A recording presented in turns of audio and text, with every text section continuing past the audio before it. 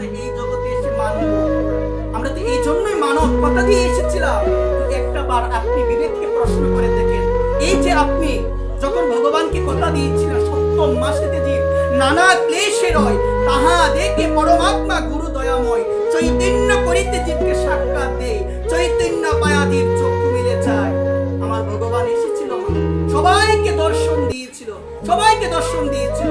তখন বলেছিলাম প্রভু আর যাব না, এই জগতে তোমার দেখা পেয়ে গিয়েছি, আর যাব না। তখন আমার প্রভু বলেছিল তুমি যদি না যাও, তুমি যদি না যাও তোমার গর্ভধারিণী মায়ের মৃত্যু হয়ে যাবে, তোমাকে যেতে হবে। তখন বলেছিলাম প্রভু আমি জগতে যাব ঠিক আছে, কিন্তু আমি তোমাকে কথা দিলাম জগতে গিয়ে আমি তোমার নাম করব, জগতে গিয়ে আমি তোমার কথা মানবো। কিন্তু যখনই জন্ম হলো মায়া দেবী ধরেছে তো ভুলে গেলাম ভগবানকে ভুলে গেলাম। এই মায়ার বাঁধন থেকে যতদিন পর্যন্ত আমরা মুক্ত না হতে পারবো ততদিন পর্যন্ত পরমাত্মার দর্শন পাবো না, কখনো পাবো না। লক্ষ্য করে দেখবেন, এই যে আমরা দেখতে পাই রামায়ণের মধ্যে দেখতে পাই, প্রথমে হলো আমার ভগবান রামচন্দ্র, প্রথমে কে গো মা? ভগবান রামচন্দ্র। তারপরে মাঝখানে রয়েছেন আমার মা সীতা, তারপরে রয়েছেন লক্ষ্মণজি। তাহলে দেখা গেল এই জায়গার মধ্যে ভগবান রাম হলো পরমাত্মা, ভগবান রাম কি গো? পরমাত্মা, এবং লক্ষ্মণ হলো জীবাত্মা।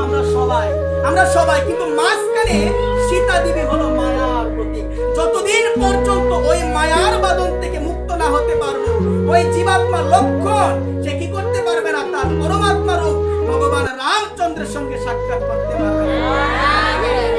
এই মায়ার বাঁধন থেকে মুক্ত হতে হবে। এত সহজ, এত সহজ নয়। ভগবান বলছে মামেব চ প্রপদ্যন্তে, আমার ভগবান বলছে যে ব্যক্তি আমার চরণে আত্মসমর্পণ করে, এই দুই হাত তোলা মানে আত্মসমর্পণ, কিন্তু এই দুই হাত তোলার সাথে এই হৃদয়ের কানেকশন থাকতে হবে। শুধুমাত্র দুই হাতই তুললাম আর হৃদয়ে যদি সেই পরিমাণ অনুভব না থাকে, হৃদয়ে যদি আমার আবার ভাব থাকে, তাহলে যতই হাত তুলি না কেন আত্মসমর্পণ হবে না, আত্মসমর্পণ হবে না।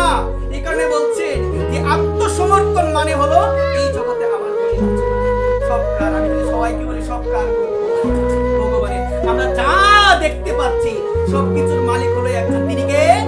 ঈশাবাস্যমিদং সর্বং যৎকিঞ্চ জগত্তাং জগৎ তেন তেক্তেন বন্দিতা মা গৃহীতুকস্য শিক্ষণ।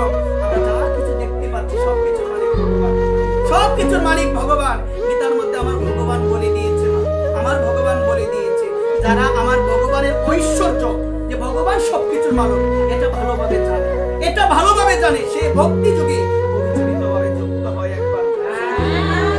এই শরণাগতি মা যতদিন পর্যন্ত না আসবে আমার ভগবান